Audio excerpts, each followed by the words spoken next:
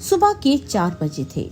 65 वर्षीय ओमकार नाथ अपने कमरे में रखी आराम कुर्सी पर बैठे हुए छत की ओर देख रहे थे। उनकी आंखों में एक गहरी उदासी थी। वे खुद से ही बातें कर रहे थे। फिर से रात भर मुझे नींद नहीं आई, जाने कहाँ रूठ कर बैठी है। एक जमाना था जब थक कर घर लौटता था तो नींद कब अपने आगोश में ले लेती थी पता भी नहीं पड़ता था। और अब ऐसे लगता है जैसे दुनिया का सबसे फालतू इंसान मैं ही हूँ। ओमकार जी कुर्सी से उठकर पूरे घर में टहलते हुए घर का एक एक कोना देखने लगे।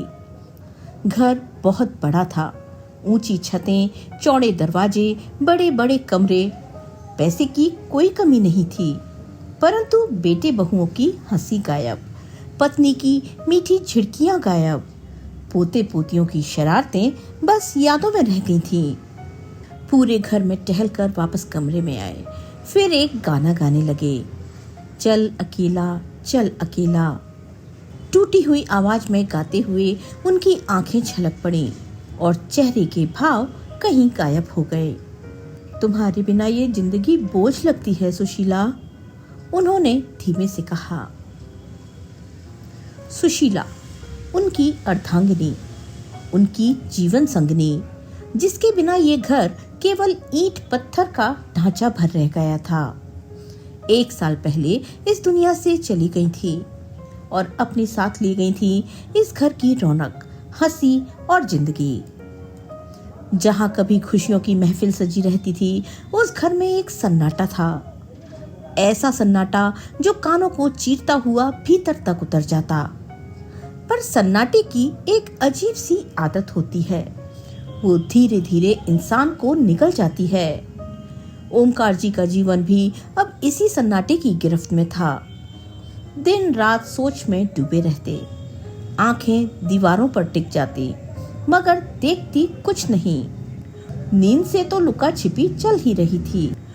उनके इस बड़े से घर में अब उनका ध्यान रखने वाला सिर्फ एक था, नारायण, उनका बरसों पुराना नौकर, मगर अब किसी परिवारजन से कम नहीं। नारायण ने ही इस घर की रसोई की आग जलाए रखी थी, अपने मालिक का ख्याल रखा था और सबसे जरूरी उसने उनकी तन्हाई बांटने की कोशिश की थी।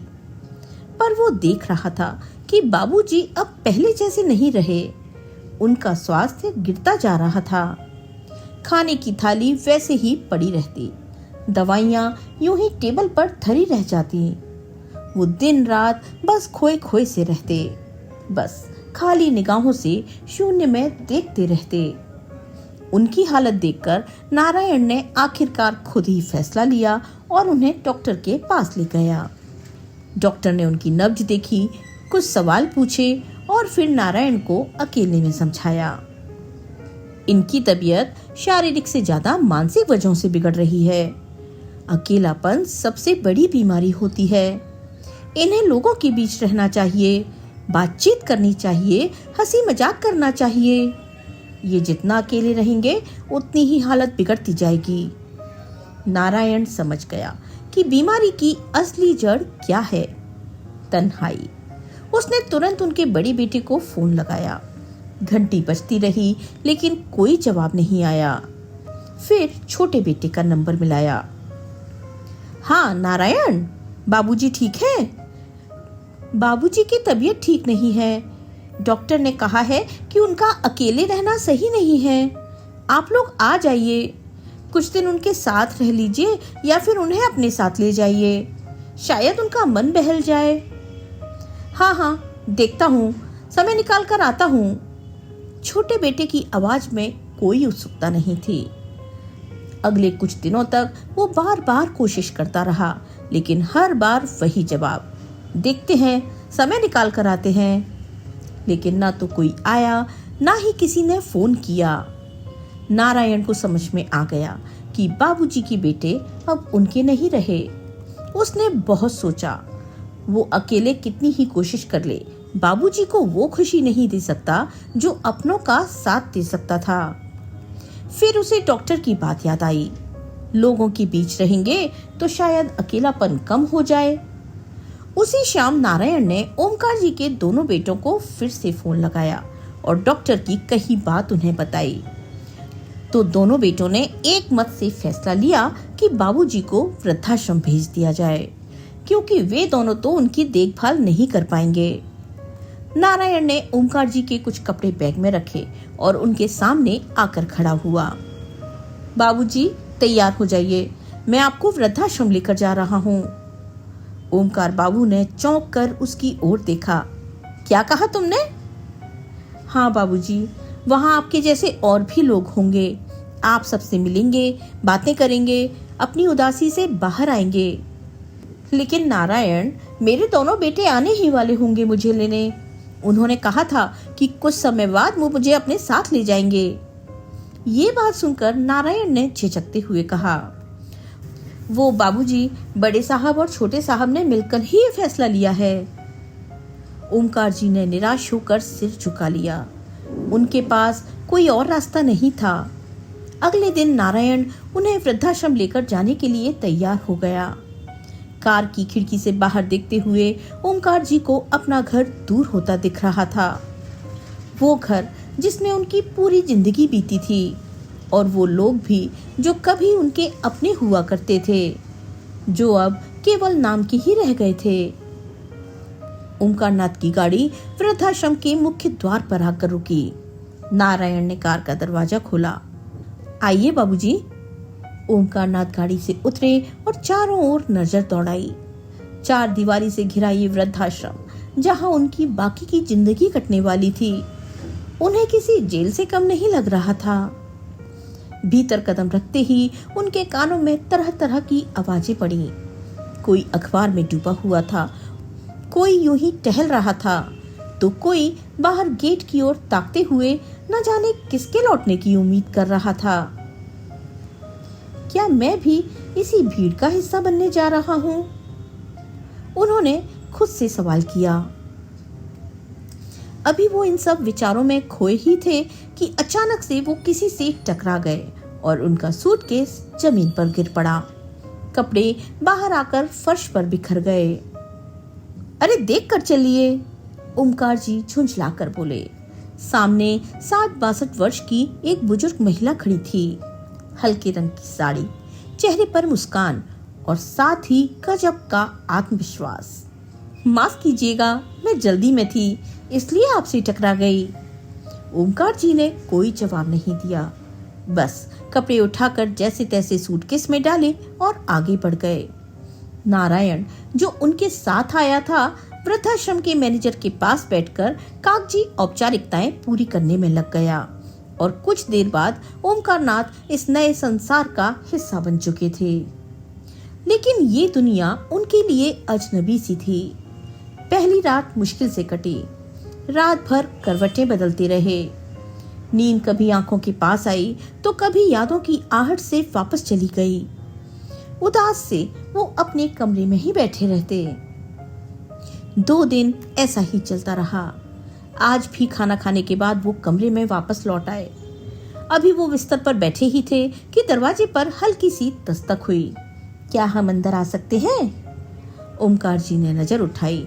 वही महिला सामने खड़ी थी जो उनसे पहले दिन टकरा गई थी। महिला की बात का उन्होंने कोई जवाब नहीं दिया, बस नजरें फिर ली। महिला ने मुस्कुराते हुए खुद ही कुर्सी खींचकर बैठते हुए कहा, मैं सुजाता। उस दिन हमारी टक्कर कुछ ज्यादा ही जोरदार हो गई थी, है ना? ओमकार जी अब भी चुप थे। हल्की हंसी के साथ उसने खुद ही बात आगे बढ़ाई। आपको मेरा इस तरह अचानक आना और बातें करना अटपटा लग रहा होगा ना? लेकिन क्या करूं, आदत से मजबूर हूं। मैं यहाँ केयर टेकर के तौर पर काम करती हूँ। सुबह से शाम तक मैं यहीं रहती हूँ। यहाँ रहने वाले लोगों का बीपी और शुगर चेक करना, उनकी सेहत का ध्यान रखना, बस यही मेरी दिनचर्या है। उस समय भी मैं किसी मरीज को देखने जा रही थी, तभी आपसे टक्कर हो गई। ओमकार जी अब भी चुप थे। फिर सुजाता जी बोली, वैसे बहुत चुप चुप से रहते हैं आप, और आप कुछ ज्यादा ही बोलती हैं। ओमकार ने तुरंत जवाब दिया।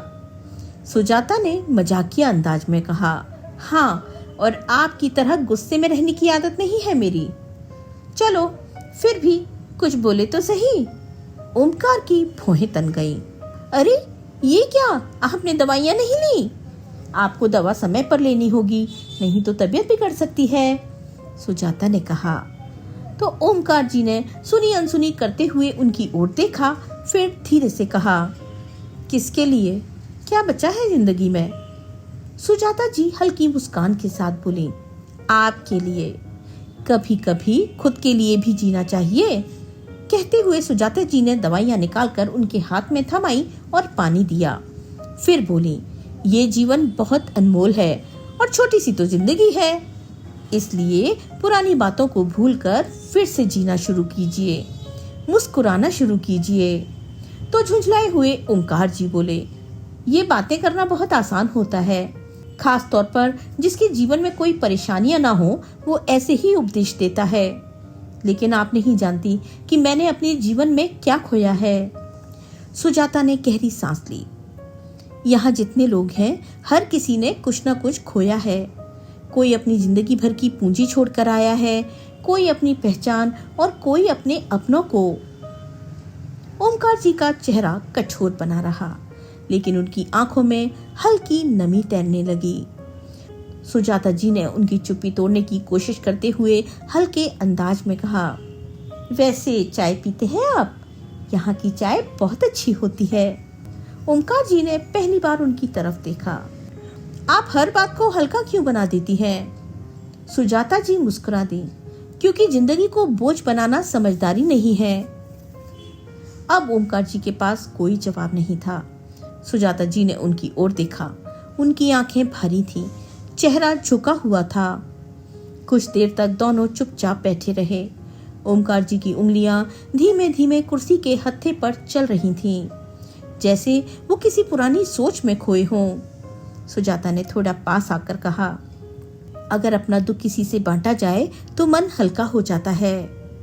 तो ओमकार जी ने अपने दिल का गुबार हल्का करना शुरू किया। मेरा घर कभी खुशियों से भरा था। मैं, मेरी पत्नी सुशीला और हमारे 2 बेटे सब एक साथ रहते थे। बड़े भाग्यशाली समझते थे हम खुद को कि हमें 2 लायक बेटे मिले। बेटे तो दोनों बाहर नौकरी करने लगे। फिर उन्होंने अपनी पसंद की लड़कियों से शादी भी कर ली। घर में हम पति पत्नी रह गए थे, लेकिन कभी अकेलापन महसूस नहीं हुआ। सुशीला वो पूरे घर की जान थी। उसकी हंसी से दीवारें तक मुस्कुराती थी। बच्चे भी कभी कभार मिलने आ जाते थे। कहते कहते ओमकार जी की आवाज कांप गई। उन्होंने गहरी सांस ली और आगे बोले, लेकिन 1 साल पहले जब सुशीला गई, सब कुछ बदल गया। उसके जाने के बाद मेरे बेटों ने उसके साथ साथ मुझे भी भुला दिया। ओमकार जी की आवाज में थरथराहट थी। सुजाता जी ने उनकी झुकी हुई आंखों को गौर से देखा और हल्की मुस्कान के साथ बोले, अरे क्या आपकी दुनिया सिर्फ आपके बेटों तक सीमित थी ओमकार जी? सुशीला जी चली गईं, लेकिन उनकी यादों को संजोकर जीने की बजाय आपने खुद को इस सोच में कैद कर लिया कि अब जिंदगी में कुछ बचा ही नहीं। ओमकार जी चुप थे। ऐसा पहली बार हुआ था कि किसी ने उनकी पीड़ा को सिर्फ सुना ही नहीं, बल्कि उन्हें आईना भी दिखाया था। आपको शर्मा जी के बारे में पता है? शर्मा जी भी आपकी तरह यहीं रहते थे। एक समय था जब उनके पास सब कुछ था, बड़ा सा घर, खुशहाल परिवार, दौलत, शोहरत। लेकिन फिर सब कुछ खत्म हो गया। एक हादसे में उन्होंने अपनी पत्नी और इकलौते बेटे को खो दिया। जो संपत्ति थी वो धीरे धीरे दूसरों के लालच की भेंट चढ़ गई। जब वो यहाँ आए तो अपना सब कुछ खो बैठे थे, लेकिन बाकी की जिंदगी दुख को गले से लगाकर बैठे रहना उन्होंने स्वीकार नहीं किया। उन्होंने फिर से हिम्मत जुटाई। अब वो हर सुबह पास की बस्ती में जाते हैं और गरीब बच्चों को पढ़ाते हैं। अपनी बची हुई जिंदगी को उन्होंने उन बच्चों के लिए अर्पित कर दिया जिनके पास कोई सहारा नहीं है। अपने जीवन को अर्थपूर्ण बना दिया उन्होंने। कहते हुए सुजाता जी ने महसूस किया कि ओमकार जी बड़े ध्यान से उनकी बातें सुन रहे थे। उनकी आंखों में चमक वापस लौट रही थी। तो शर्मा जी ने अपने अकेलेपन को अपनी ताकत बना लिया, वे बोले। तभी बाहर से गार्ड आया। मैडम, आपको मैनेजर साहब बुला रहे हैं। अभी आई, कहकर सुजाता जी बाहर निकल गई। उनके शब्दों ने जैसे कोई बंद दरवाजा खोल दिया था, जिसके पीछे सालों से धूल जम चुकी थी। वो पहली बार खुद को हल्का महसूस कर रहे थे। उस रात ओमकार जी ने करवट बदली, लेकिन इस बार यादों की चुभन नहीं थी, बल्कि एक अजीब सी हलचल थी, कुछ करने की, फिर से जीने की। अब वे खुद को बीमार महसूस नहीं कर रहे थे। सुबह की पहली किरण के साथ ओमकार जी ने अपने पैरों में चप्पल डाली और धीरे कदमों से कमरे से बाहर निकल आए। बाहर एक सुंदर सा बागीचा था, हरियाली से भरा हुआ, रंग बिरंगे फूलों से सजा हुआ। वहां आश्रम का माली मिट्टी खोदकर पौधों की जड़ों को सींच रहा था। ये दृश्य देखते ही ओमकार जी की आंखों में चमक लौट आई। कभी ये उनका भी शौक हुआ करता था, बागवानी। सुशीला को गुलाब बहुत पसंद थे, इसलिए उन्होंने भी अपने घर में फूल उगाए थे। खुद ही बाग में पानी डालते, पौधों की कटाई छटाई किया करते। पौधों की तरह इंसान का भी तो जीवन है, देखभाल करो तो खिल उठता है, छोड़ दो तो सूख जाता है। उन्होंने मन ही मन सोचा। फिर ना जाने क्या हुआ, उन्होंने बगीचे में जाकर माली से कुदाल ली और खुद ही मिट्टी खोदने लगे। माली ने आश्चर्य से देखा, फिर मुस्कुराकर बोला, वाह अंकल जी, आपको बागवानी का शौक है। वहीं सुजाता जी किसी काम से गुजर रही थी। जब उन्होंने ओमकार जी का कमरा खाली देखा तो वो ठिठक गईं। अरे, कहाँ गई ये? उन्होंने इधर उधर नजर दौड़ाई और फिर जो देखा उसे देखकर वो हैरान हो गईं। ओमकार जी बगीचे में घास पर बैठे थे। आसपास कुछ और बुजुर्ग थे। आपस में मजाक चल रहा था और ओमकार जी ठहाके लगाकर हंस रहे थे। ये सब देखकर सुजाता जी के चेहरे पर भी मुस्कुराहट बिखर गई। हर बीतते दिन के साथ ओमकार जी अब पहले से बेहतर महसूस करने लगे थे। वे आश्रम के हर बुजुर्ग के साथ घुल मिल चुके थे। एक दिन किसी ने बताया कि विशंभर जी की तबीयत बहुत खराब है। वो पिछले कुछ दिनों से बीमार हैं, जीने की इच्छा ही छोड़ चुके हैं। ओमकार जी को ये सुनकर बेचैनी हुई। उन्होंने सोचा, ऐसे कैसे? ये तो वही विशंभर जी हैं जो हंसी मजाक में सबसे आगे रहते थे। वो तुरंत उनके कमरे की ओर बढ़े। जाकर देखा, विशंभर जी चुपचाप लेटे हुए थे। आंखें बंद थीं, जैसे किसी गहरी सोच में डूबे हों। ओमकार जी धीरे से उनके पास जाकर बैठ गए। कैसे हैं विशंभर जी? कोई जवाब नहीं आया। ओमकार जी ने मुस्कुराते हुए कहा, क्या हुआ? आज तो आपकी हंसी भी कहीं छिप गई है।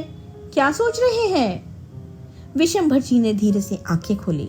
उनके चेहरे पर एक हल्की मुस्कान आई, लेकिन वो फीकी सी थी। बस पुरानी बातें याद आ रही हैं। ओमकार जी ने तुरंत पूछा, अच्छा, कौन सी पुरानी बातें? विशंभर जी की आंखों में हल्की चमक आ गई। बस वो दिन याद आ गए जब हम जवान थे, मस्ती करते थे, सिनेमा हॉल में पहली कतार में बैठकर फिल्में देखते थे। ओमकार जी हंस पड़े। हो, तो आप भी सिनेमा के दीवाने थे? विशंभर जी थोड़े उत्साह में बोले, दीवाने क्या, बस पूछिए मत। अमिताभ बच्चन की हर फिल्म देखी है मैंने। उनका डायलॉग, स्टाइल, सब कुछ याद है। ओमकार जी मुस्कुराते रहे। ये पहली बार था जब विशंभर जी ने इतने दिनों के बाद कुछ उत्साह के साथ बातें की थीं। फिर विशंभर जी अचानक जोश में बोले, शोले, वो मेरी सबसे पसंदीदा फिल्म थी। गब्बर सिंह, जय, वीरू, बसंती, क्या फिल्म थी। कितनी बार देखी थी मैंने। काश एक बार फिर देख सकता। इतना कहते कहते उनकी आंखों में नमी आ गई। ओमकार जी ने उन्हें चुपचाप देखा और मन ही मन सोचा, अगर उनकी ये ख्वाहिश पूरी कर दी जाए तो कैसा रहेगा। उसी शाम उन्होंने वृद्धाश्रम के मैनेजर से बात की। हमारे लिए एक मूवी नाइट रख सकते हैं? मैनेजर थोड़ा हैरान हुआ। मूवी नाइट यहाँ? हाँ, विशंभर जी को उनकी पसंदीदा फिल्म देखने को मिल जाएगी और बाकी बुजुर्गों को भी। उन्हें भी थोड़ा मनोरंजन चाहिए ना। थोड़ी बातचीत के बाद मैनेजर तैयार हो गया। अगले दिन विशेष रूप से शोले दिखाने की व्यवस्था कर दी गई। अगली शाम हॉल में एक बड़ा पर्दा लगाया गया। विशंभर जी को व्हील चेयर पर लाकर सबसे आगे बिठाया गया। जैसे ही फिल्म शुरू हुई, विशंभर जी बड़े ध्यान से देखने लगे। उनके चेहरे पर वही पुरानी चमक लौट आई थी। ये नजारा देखकर ओमकार जी की आंखें नम हो गईं। इतने दिनों बाद विशंभर जी सहित बाकी बुजुर्ग भी मुस्कुरा उठे। लेकिन कुछ ही दिन बीते थे कि विशंभर जी की तबीयत और बिगड़ गई। डॉक्टर ने कह दिया कि अब ज्यादा समय नहीं बचा है। ओमकार जी उनके पास जाकर बैठे और उनका हाथ थामा। विशंभर जी का चेहरा भाव शून्य था। ओमकार जी ने गीता उठाई और पढ़ना शुरू किया। उनकी आवाज पूरे कमरे में गूंज रही थी। धीरे धीरे विशंभर जी की आंखें बंद हो गईं। चेहरे पर शांति उतर आई। जैसे जैसे गीता का पाठ आगे बढ़ता गया, उनकी सांसें धीमी पड़ती गईं और फिर वो हमेशा हमेशा के लिए शांत हो गए।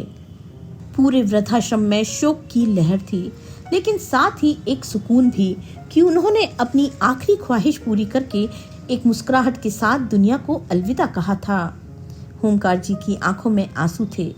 विशंभर जी की विदाई ने ओमकार जी के दिल पर गहरी छाप छोड़ी। उन्होंने पहली बार महसूस किया कि जिंदगी का कोई भरोसा नहीं।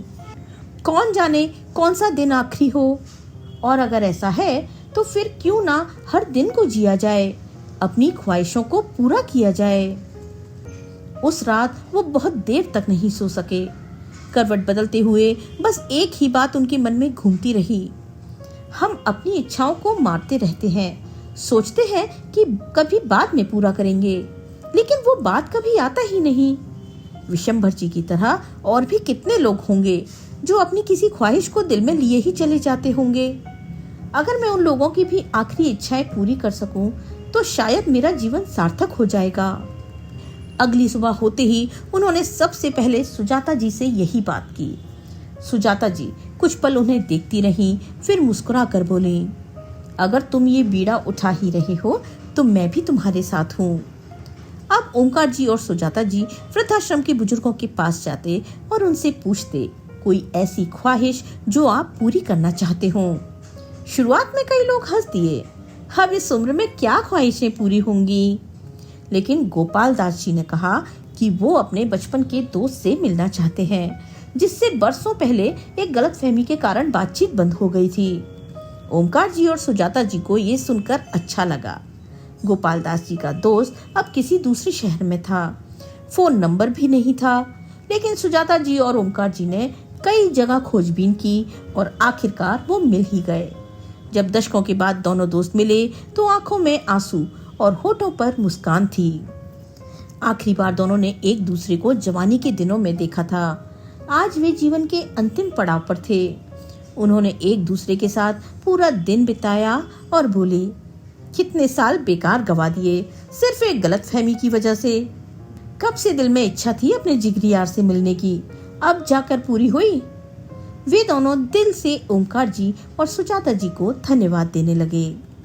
अब ओमकार जी का जीवन एक नई राह पर चल पड़ा था। वे वृद्धाश्रम के बुजुर्गों से उनकी अधूरी इच्छाओं के बारे में पूछते और उन्हें पूरा करने का हर संभव प्रयास करते। कोई अपने बचपन के गांव जाना चाहता था, तो कोई तीर्थ यात्रा पर, कोई अपने बेटे को एक बार देखना चाहता था, तो कोई अपना पसंदीदा पकवान खाना चाहता था। ओमकार जी और सुजाता जी ने मिलकर कई लोगों के जीवन को खुशियों से भर दिया था। धीरे धीरे ये आश्रम बदलने लगा था। अब यहाँ बुजुर्ग मन मारकर नहीं जीते थे, बल्कि अपनी जिंदगी के आखिरी दिनों को खुलकर जीने लगे थे। कभी भजन संध्या का आयोजन किया जाता, तो कभी शतरंज की बिसात बिछाई जाती, कभी कैरम का खेल खेला जाता। ओमकार जी खुद भी बदल चुके थे। जो कभी खुद के अकेलेपन से जूझ रहे थे, वो दूसरों के जीवन में रोशनी लाने वाले फरिश्ते बन गए थे। एक दिन ओमकार जी ने सुजाता जी से कहा, मेरे बारे में तो आपको सब मालूम है, लेकिन अपने बारे में तो कुछ बताया ही नहीं। आप कहाँ रहती हो, परिवार में कौन कौन है? तो सुजाता जी ने बताया, पति की 20 वर्ष पहले ही मृत्यु हो गई थी। एक बेटा है जो शादीशुदा है। पहले नर्स के तौर पर नौकरी करती थी, अब रिटायर हो गई तो वृद्धाश्रम के लोगों की सेवा करना शुरू कर दिया। दूसरों के चेहरे पर खुशी देखकर खुशी मिलती है मुझे। दोनों अक्सर आश्रम के काम से साथ ही बाहर जाते। ये साथ शायद अब उनकी जरूरत भी बन चुका था। ओंकार जी ने कई बार महसूस किया था कि सुजाता जी बिना कहे ही उनकी हर बात समझ जाती हैं। उनके मन की उलझनों को वो बिना बोले ही पढ़ लेती हैं। और अजीब बात ये थी कि सुजाता जी भी यही महसूस करती थीं। उन्हें भी ये साथ अब सहज और अपना लगने लगा था। वृद्धाश्रम में दोनों घंटों बातें करते, हंसते और पुराने दिनों की यादें साझा करते। ऐसा लगता जैसे जीवन के इस मोड़ पर दोनों को एक नया सहारा मिल गया हो। लेकिन उस दिन माहौल कुछ अलग था। ओंकार जी सामान्य दिनों की तरह हंसमुख नहीं थे। उनके चेहरे पर एक संजीदगी थी और बार बार वो कुछ कहने की कोशिश करते, फिर खुद को रोक लेते। सुजाता जी ने भांप लिया। क्या हुआ ओंकार जी, आज बहुत गुमसुम लग रहे हैं। सुजाता जी, हम दोनों ही अकेले हैं। इस उम्र में सहारे की सबसे ज्यादा जरूरत होती है। क्या आपने कभी सोचा है कि अगर हम साथ हो जाएं तो जिंदगी कितनी आसान हो जाएगी। ओंकार जी, आप क्या कह रहे हैं? उन्होंने हड़बड़ा कर पूछा। ओंकार जी ने कहा, सुजाता जी, मैं चाहता हूँ कि इस रिश्ते का कोई नाम हो। हम एक दूसरे का सहारा बने, इसी समाज में इज्जत के साथ रहें। उनकी बात सुनकर सुजाता जी हैरान रह गई। उन्हें लगा जैसे किसी ने उनके अंदर एक तूफान खड़ा कर दिया हो। ओंकार जी, हम बच्चे नहीं हैं जो यूं नए रिश्तों की कल्पनाएं करने लगे। ये उम्र अब इन सब बातों के लिए नहीं है। वैसे भी अपनापन जताने के लिए कोई रिश्ता जरूरी तो नहीं, लेकिन समाज में रहने के लिए। ओंकार जी बोले, ये बातें हमारी उम्र को शोभा नहीं देती। अगर आपको ये बातें करनी है तो कल से मैं नहीं आऊंगी। कुछ देर सुजाता जी और ओंकार जी के बीच कोई बात नहीं हुई। चुप्पी के लंबे साये के बाद ओंकार जी ने गहरी सांस ली। मुझे माफ कर दीजिए सुजाता जी, शायद मैंने ऐसा कुछ कह दिया जो आपको पसंद नहीं आया। आप बेफिक्र रहें, हम पहले की तरह ही मित्र बने रहेंगे। हाँ ओंकार जी, हमारे बीच जो अपनापन है उसे किसी रिश्ते का नाम देने की जरूरत नहीं है। सुजाता जी मुस्कुराई। अगले दिन ओंकार जी के मन में अजीब सी हलचल थी। वृद्धाश्रम में बिताए इन 6 महीनों में ऐसा पहली बार हुआ था कि सुजाता जी वृद्धाश्रम में नहीं आई थी। शायद कोई काम होगा, उन्होंने मन ही मन स्वयं को तसल्ली देते हुए कहा। अगले दिन भी वो अनुपस्थित रहीं। आश्रम में उनकी उपस्थिति एक ऊर्जा की तरह थी। हर जगह उनकी हंसी गूंजती थी। उनकी डांट में भी स्नेह झलकता था। अब उनकी गैर मौजूदगी ने पूरे माहौल को सूना कर दिया था और सबसे ज्यादा ये खालीपन ओंकार जी को महसूस हो रहा था। वो दिन भर उनके आने का इंतजार करते, लेकिन हर बीतते दिन के साथ उनके भीतर की आत्मग्लानि और बढ़ती जा रही थी। आखिरकार एक दिन उन्होंने आश्रम के मैनेजर से पूछा, लेकिन उसे भी कोई जानकारी नहीं थी। सुजाता जी का फोन भी नहीं लग रहा था। कोई तो बात है। उन्होंने मैनेजर से सुजाता जी का पता लिया और खुद उनके घर जाने का फैसला किया। शाम का वक्त था। ओंकार जी ऑटो से सुजाता जी के घर के बाहर पहुंचे। घर ज्यादा बड़ा नहीं था। उन्होंने धीरे से दरवाजे पर दस्तक दी, लेकिन कोई नहीं आया। फिर सोचने लगे कि गेट पर ताला नहीं है, इसका मतलब कोई अंदर है।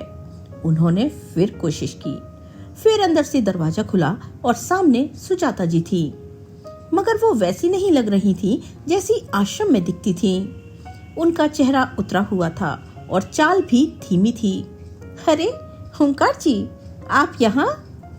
उनकी आवाज में हैरानी थी। सुजाता जी, आप कहाँ थी? पूरे 1 हफ्ते से आपको देखा नहीं, फोन भी नहीं उठाया आपने। सब लोग परेशान थे। आप ठीक तो हैं? सुजाता जी ने मुस्कुराने की कोशिश की और दरवाजे से हटकर इशारा किया। आइए ओंकार जी, अंदर आइए। ओंकार जी धीरे कदमों से भीतर दाखिल हुए। कमरा साफ सुथरा था, लेकिन एक अजीब सी वीरानी उसमें बसी थी। सोफे के पास रखी मेज पर दवाइयां रखी थीं। ओंकार जी ने उनकी तरफ देखा। आपकी तबीयत ठीक नहीं लग रही सुजाता, क्या हुआ? सुजाता जी एक गहरी सांस लेकर बैठ गई। कुछ दिनों से तबीयत ठीक नहीं थी, कमजोरी भी महसूस हो रही थी। डॉक्टर को दिखाया तो पता चला कि डेंगू हो गया है। डेंगू? ओमकार जी की आवाज में चिंता थी। आपने किसी को बताया भी नहीं और आप यहाँ अकेली हैं? सुजाता जी हल्के से मुस्कुराई। इस अकेलेपन के साथ जीने की आदत हो गई है ओमकार जी। उनकी मुस्कान में छिपा दर्द साफ दिखाई दे रहा था। उन्होंने धीरे से पूछा, आपका बेटा? आपने तो बताया था कि बेटा बहू है आपके, वो कहाँ है? बस ये सुनते ही सुजाता जी की आंखों में आंसू आ गए। उन्होंने जल्दी से अपना चेहरा दूसरी तरफ कर लिया, जैसे खुद को संभालने की कोशिश कर रही हूँ। बेटा बहू तो है मेरे, लेकिन उनकी आवाज की कपकपी उनके मन की हालत बयां कर रही थी। ओमकार जी ने ध्यान से उनकी ओर देखा। लेकिन क्या? सुजाता जी ने आंखें बंद कर ली, जैसे कुछ पुरानी यादें उनके सामने घूम गईं। फिर बेहद शांत आवाज में बोली, वो अपने परिवार के साथ ऊपर की मंजिल पर रहता है। दरअसल मेरी बहू को मेरे साथ रहना पसंद नहीं था, इसलिए उसके कहने पर मेरा बेटा अपने परिवार को लेकर मुझसे अलग हो गया। अब हैरान होने की बारी ओमकार जी की थी। क्या? जी हाँ, जिसके लिए पूरी जिंदगी मेहनत की, उसे अपनी पत्नी के बहकावे में आकर मुझे अकेला छोड़ने में जरा भी देर नहीं लगी। अब तो बस आते जाते कभी कभार मुलाकात हो जाती है। कमरे में कुछ देर तक बस घड़ी की टिक टिक सुनाई देती रही। ओमकार जी ने खुद से कहा, इतनी जिंदा दिल महिला और इतनी अकेली। मैं सोचता था कि सिर्फ मैं ही अपने अकेलेपन से जूझ रहा हूँ, लेकिन सुजाता जी, इनकी मुस्कान के पीछे कितना दर्द छिपा था, ये मैं कभी समझ ही नहीं पाया। ओमकार जी ने उनकी ओर देखा। आपने दवाइयां ली? सुजाता जी ने ना में सिर हिला दिया। ओमकार जी को जाने क्यों ये सुनकर बहुत तकलीफ हुई। मैं जानता था आश्रम में सबकी दवाइयों का ध्यान रखती हो, लेकिन अपने लिए लापरवाही बरत रही हो। थोड़ा रुककर बोले, खाना भी नहीं खाया होगा, है ना? सुजाता जी ने कुछ जवाब नहीं दिया, बस हल्का सा मुस्कुरा दी। ओमकार जी ने इधर उधर देखा और अचानक बोले, ठीक है, पहले मैं आपके लिए खाना बनाकर लाता हूँ। सुजाता जी ने चौंक कर उनकी ओर देखा। अरे नहीं, रहने दीजिए, भूख नहीं है मुझे। लेकिन मुझे तो भूख लगी है, वो भी जोरों की। अब मैं खाना बनाने जा रहा हूँ और हम साथ में खाएंगे। कहते हुए ओमकार जी उठकर किचन की तरफ बढ़ गए। ओमकार जी ने जल्दी जल्दी दलिया बनाया और 2 कटोरियों में डालकर बाहर आने लगे तो सुजाता जी की हंसी छूट गई। आपको रसोई में देखकर अजीब लग रहा है। ओमकार जी ने हंसते हुए कटोरी उनकी ओर बढ़ाई। जिंदगी में पहली बार किसी के लिए खाना बनाया है, पता नहीं कैसा बना है, पर खाकर बताइएगा। सुजाता जी ने एक चम्मच दलिया लिया और मुस्कुराई। सच कहूँ तो बहुत अच्छा लगा। जाने कितने दिनों के बाद किसी ने अपने हाथों से मेरे लिए कुछ बनाया है। दोनों धीरे धीरे बातें करते हुए खाना खाने लगे। सुजाता जी के चेहरे पर तसल्ली देखकर ओमकार जी को बहुत सुकून मिला। कुछ देर रुककर और कल आने का कहकर ओमकार जी वहां से चले गए। अगले 2-3 दिन ऐसे ही बीत गए। ओमकार जी हर रोज थोड़ी देर के लिए सुजाता जी का हालचाल पूछने आ जाते। कभी उनके लिए फल लाते, कभी घर के काम में मदद कर देते। उस दिन भी ओमकार जी सुजाता जी का हालचाल पूछकर लौट रहे थे कि ऊपर की मंजिल से किसी ने उन्हें जाते हुए देख लिया। सुजाता जी अभी अंदर जाकर लेटी ही थी कि एक कड़कती हुई आवाज उनके कानों में पड़ी। ये सब क्या चल रहा है माँ? सुजाता जी चौंक गईं। सामने उनका बेटा और बहू खड़े थे। बेटे का चेहरा गुस्से से तमतमाया हुआ था। सुजाता जी नीचे स्वर में बोली, क्या हुआ? तुम इतने गुस्से में क्यों हो? वाह, पूछ तो ऐसे रही है जैसे कुछ मालूम ही नहीं। कौन है वो आदमी? क्यों आता है वो रोज यहाँ? क्या रिश्ता है तुम्हारा उनसे? सुजाता जी स्तब्ध रह गईं। बहू भी आग में घी डालते हुए बोली, मुझे तो दाल में कुछ काला नजर आता है। सुजाता जी का सिर अब चकराने लगा था। जैसे तैसे उन्होंने खुद को संभाला और बोली, क्या बकवास कर रहे हो? शर्म आनी चाहिए तुम लोगों को। जिसके बारे में तुम इस तरह की बातें कर रहे हो वो सिर्फ मेरे मित्र हैं। वो उसी वृद्धाश्रम में रहते हैं जहां मैं बीमार लोगों की सेवा करने जाती हूँ। इंसानियत के नाते वो मेरा हाल चाल लेने आ जाते हैं। बेटा झुंझलाकर बोला, अच्छा, आप तो 2 सालों से उस वृद्धाश्रम में जा रही हैं। आज तक तो कोई इस तरह घर तक आया नहीं। ऐसी कौन सी बातें करनी थी आप लोगों को जो सबके सामने नहीं हो सकती थी? क्या मतलब है तुम्हारा? तुम होश में तो हो? मैंने आखिर ऐसा क्या कर दिया है जो तुम इतनी बातें सुना रहे हो मुझे? बस रहने दीजिए माँ, अब और तमाशा मत बनाइए। पहले ही मोहल्ले वाले न जाने हमारे बारे में क्या क्या बातें कर रहे होंगे। अब और कोई बहस नहीं होगी।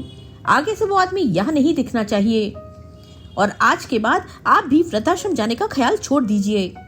उम्र हो गई, लेकिन घूमने फिरने का शौक अभी पूरा नहीं हुआ आपका। कहते हुए उनका बेटा और बहू ऊपर चले गए। सुजाता जी की आंखों में आंसू थे। कुछ पल वैसे ही खड़ी रहीं। समझ नहीं पा रही थी कि कैसे समझाएं अपने बेटे को कि इंसानियत नाम की चीज भी इस दुनिया में होती है। उनके भीतर एक भयानक उथल पुथल चल रही थी। एक मन कहता, शायद बेटे की बात मान लेनी चाहिए। अगर उन्हें ऐसा लगता है कि मैं कुछ गलत कर रही हूँ तो मुझे यहीं रुक जाना चाहिए। फिर दूसरा मन कहता, लेकिन मैंने ऐसा किया ही क्या है? अगर मैं किसी के साथ बैठकर 2 पल बातें कर लेती हूँ, वृद्धाश्रम चली जाती हूँ, कुछ बेसहारा बुजुर्गों को अपनी सेवा से थोड़ा सुकून देने की कोशिश करती हूँ, तो क्या मैं गलत हूँ? उन्होंने अपना सिर पकड़ लिया। सोचते सोचते मन इतना बेचैन हो गया कि सांस तक लेना भारी लग रहा था। ना तो उन्होंने आज रात का खाना खाया, ना ही दवा ली।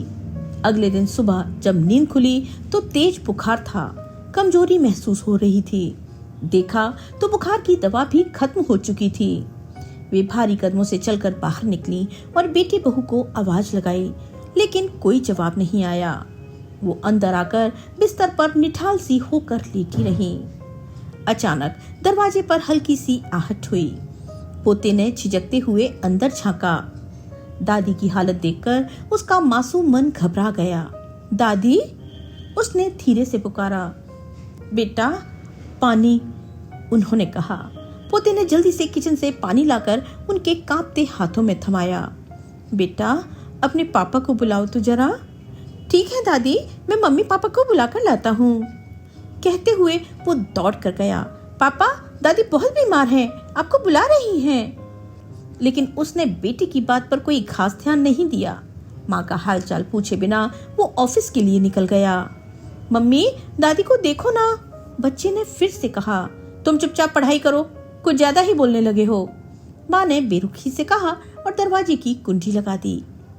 दोपहर के समय जब ओमकार जी आए तो सुजाता जी की हालत देखकर घबरा गए। उनका चेहरा पीला पड़ गया था, बदन तप रहा था और आंखें अध खुली थीं। हे भगवान, ये क्या हो गया आपको सुजाता जी?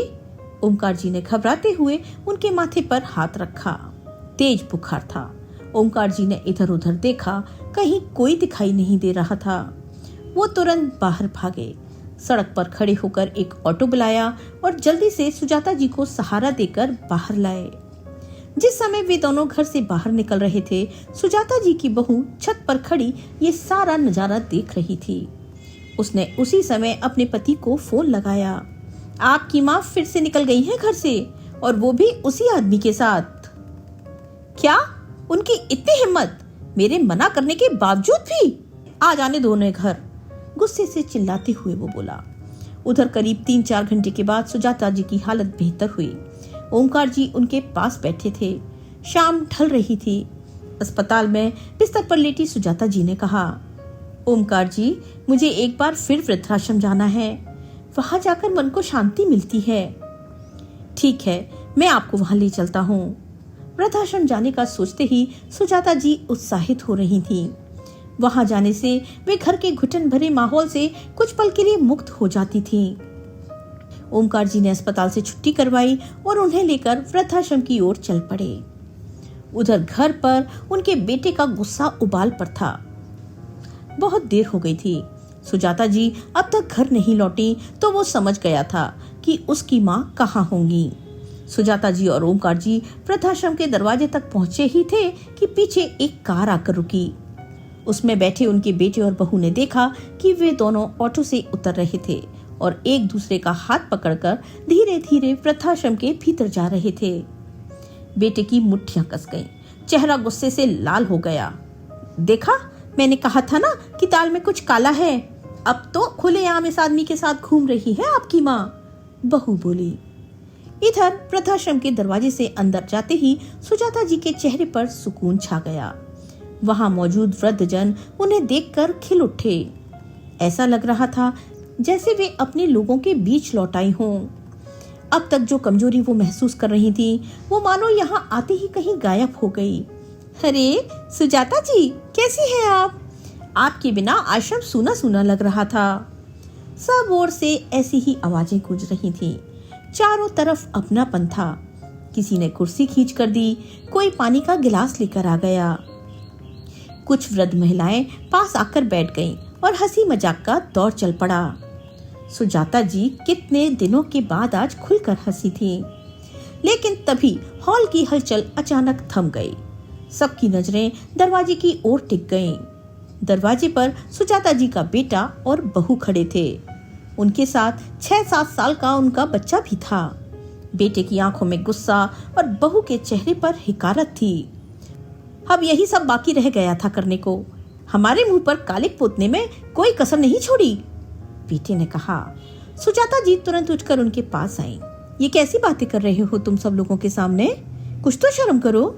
शर्म तो आपको आनी चाहिए, बहू ने तीखी आवाज में कहा। दोपहर में आप बीमारी का बहाना बनाकर निकली थी और अब यहाँ बैठकर हंसी ठिठोली हो रही है। वैसे इतनी देर कहाँ गई थी आप इस आदमी के साथ? हॉल में सन्नाटा छा गया। वृद्धाश्रम के सभी सदस्य स्तब्ध थे। सुजाता जी को जैसे अपनी बहू के शब्दों पर यकीन ही नहीं हुआ। अपनी हद में रहो बहू। मुझे बहुत तेज बुखार था। मेरी हालत बहुत ज्यादा खराब थी। दवा भी नहीं थी। वो तो ओमकार जी समय पर आ गए और अस्पताल लेकर गए मुझे। तब जाकर सांस में सांस आई है, वरना ना जाने क्या होता।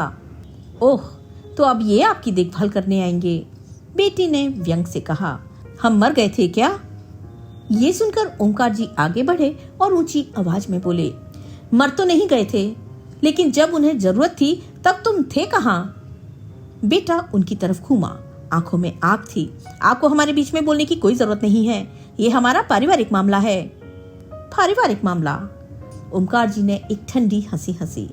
जहाँ माँ की तबीयत इतनी खराब हो और बेटा बहू खबर तक ना ले, उसे परिवार कहते हो? बेटी की आंखों में गुस्सा भरा था। मैं कहता हूँ अपना मुंह बंद रखिए, वरना वरना वरना क्या? क्या गलत कहा उन्होंने? सुजाता जी तेज आवाज में बोली तो बहू ने कहा, हद हो गई।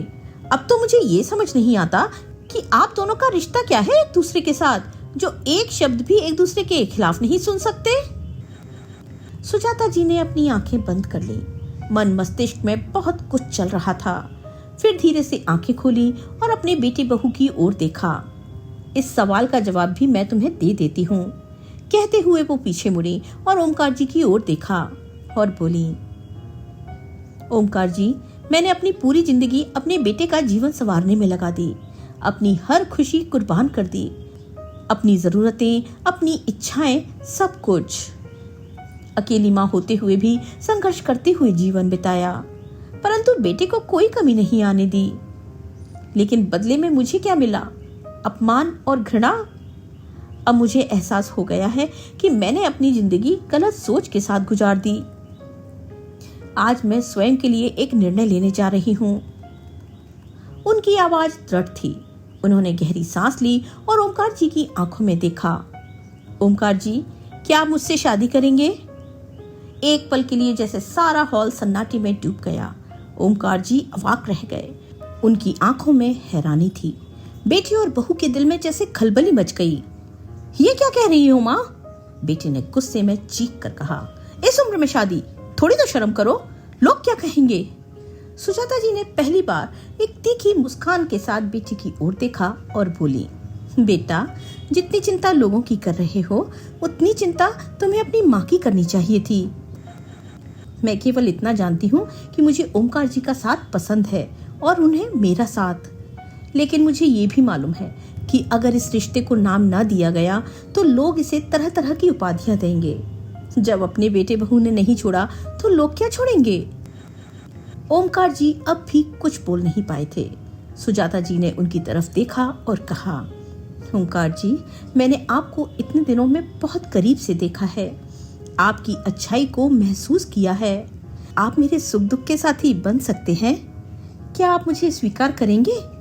ओमकार जी ने भी मुस्कुराते हुए उनका हाथ थाम लिया। बहुत खूब, बिल्कुल सही फैसला लिया है आप दोनों ने। मुझे फक्र है कि आप लोग अपने लिए खड़े हुए। वहां खड़े वृद्धाश्रम के मैनेजर ने कहा। बेटे और बहू के चेहरे से जैसे हवाइयां उड़ गईं। माँ, आपने कोई कसर नहीं छोड़ी हमारी इज्जत उछालने में। उसकी आवाज पूरे हॉल में गूंज गई। लेकिन तभी वृद्धाश्रम में रहने वाली सबसे बुजुर्ग अम्मा, जो हमेशा चुपचाप बैठी रहती थी, धीरे धीरे अपनी लाठी टकटकाती हुई आगे आई। चेहरा झुर्रियों से भरा था, लेकिन आंखों में अनुभव और समझदारी की गहराई थी। अम्मा की आवाज गूंजी, बेटा, किस इज्जत की बात कर रहे हो तुम? जो माँ के जीते जी उसे छोड़ दे वो इज्जतदार कहलाएगा? बेटा सकपका गया। उसने अम्मा की ओर देखा, लेकिन उनके तेज शब्दों ने जैसे उसकी जुबान सिल दी थी। उनकी आंखों में नमी थी। जब तुम्हारी माँ को प्यार और सम्मान चाहिए था, तब तुमने उन्हें क्या दिया? अकेलापन, उपेक्षा। और अब जब उन्होंने अपने लिए जीने का फैसला किया तो तुम्हें समाज याद आ गया। एक बात याद रखना बेटा, खुश रहने का अधिकार उम्र का मोहताज नहीं होता। वृद्धाश्रम में रहने वाले बाकी बुजुर्ग भी अब उनके आसपास खड़े हो गए थे। सबकी आंखों में समर्थन की चमक थी। तुम क्या सोचते हो बेटे? एक और बुजुर्ग बोले, क्या माँ सिर्फ जन्म देने और त्याग करने के लिए बनी है? क्या उसे कभी अपनी खुशियों के बारे में सोचने का हक नहीं? बेटा तिलमिला गया। उसने अपनी पत्नी की तरफ देखा, जो खुद भी असहज महसूस कर रही थी। बेटा, माँ बाप कोई बोझ नहीं होते। अम्मा की आवाज रुआसी हो चली थी। हम अपनी पूरी जिंदगी बच्चों के लिए देते हैं और जब बुढ़ापा आता है तो हमें पराया बना दिया जाता है। लेकिन अब जमाना बदल चुका है। आज हर किसी को अपने बारे में सोचने का पूरा हक है। अम्मा ने सुजाता जी की तरफ देखा और उनका हाथ थाम लिया। उनकी आंखों में स्नेह था। बेटा, आज तूने वो किया है जो बहुत कम लोग कर पाते हैं। तू अकेली नहीं, हम सब तेरे साथ हैं। वृद्धाश्रम के सभी लोग एक मुस्कान के साथ अम्मा की बात का समर्थन करने लगे और पूरा वृद्धाश्रम तालियों की गड़गड़ाहट से गूंज उठा। सुजाता जी का पोता, जो वहीं खड़ा ये सब सुन रहा था, बड़ी मासूमियत से बोला, सच्ची मेरी दादी की शादी होगी? मैं भी आऊंगा दादी की शादी में। तभी उसकी माँ ने उसका हाथ पकड़ा और उसे लेकर भड़कती हुई बाहर निकल गई। लेकिन जाते जाते पोता बार बार मुड़कर अपनी दादी को देखता रहा। बेटा भी गुस्से में पैर पटकता हुआ चला गया। ओमकार जी और सुजाता जी ने एक दूसरे को देखा। दोनों की आंखों में एक नई रोशनी थी। अब ना कोई पछतावा था और ना ही कोई डर। अगले ही दिन ओमकार जी ने अपने मकान और बाकी सारी प्रॉपर्टी के विषय में फैसला कर लिया। अपने दोनों बेटों बहुओं से उन्हें भी कोई उम्मीद नहीं थी और उन्हें अब किसी विरासत की परवाह भी नहीं थी। वो धन जो उन्होंने जीवन भर जोड़ा था, अब किसी नेक मकसद के लिए था। ओमकार जी ने अपना मकान अपने बरसों पुराने वफादार नौकर नारायण के नाम कर दिया, जिसने हमेशा उनका साथ दिया था। विवाह करके ओमकार जी और सुजाता जी ने अपने रिश्ते को एक नाम दिया और पूरी तरह वृद्धाश्रम के लोगों की अधूरी ख्वाहिशों को पूरा करने में जुट गए। वे साथ रहे, एक दूसरे के सुख के साथी बने और अपनी आखिरी सांस तक उन लोगों के लिए जीते रहे जिन्हें दुनिया ने ठुकरा दिया था। दोस्तों, मेरे हिसाब से सुजाता जी और ओमकार जी का निर्णय बिल्कुल सही था। उन्होंने न केवल अपने लिए एक नया जीवन चुना, बल्कि समाज की रूढ़ियों को चुनौती देते हुए दिखाया कि खुशी और साथ की कोई उम्र नहीं होती। उनकी कहानी ये सिखाती है कि जीवन के किसी भी पड़ाव पर अपनी खुशियों और आत्मसम्मान को प्राथमिकता देना जरूरी है। साथ ही उन्होंने दूसरों के लिए भी प्रेरणा बनकर उनके जीवन में खुशियां बांटी। ये कहानी हमें ये सोचने पर मजबूर करती है कि परिवार और समाज का दायित्व है कि हमें केवल बच्चों का ही नहीं, बल्कि बुजुर्गों की भावनाओं और जरूरतों का भी सम्मान करना चाहिए। आपको क्या लगता है, सुजाता जी और ओमकार जी ने जो किया, क्या वो सही था? अपनी राय कमेंट बॉक्स में जरूर लिखें। दोस्तों, आपको आज की ये कहानी कैसी लगी, लाइक और कमेंट करके जरूर बताएं। अगर आप हमारे चैनल पर पहली बार आए हैं तो चैनल को सब्सक्राइब करना बिल्कुल ना भूलें। मिलते हैं एक नई कहानी के साथ। तब तक के लिए स्वस्थ रहिए, मस्त रहिए और अपने अपनों का ख्याल रखिए। आपका बहुत बहुत धन्यवाद।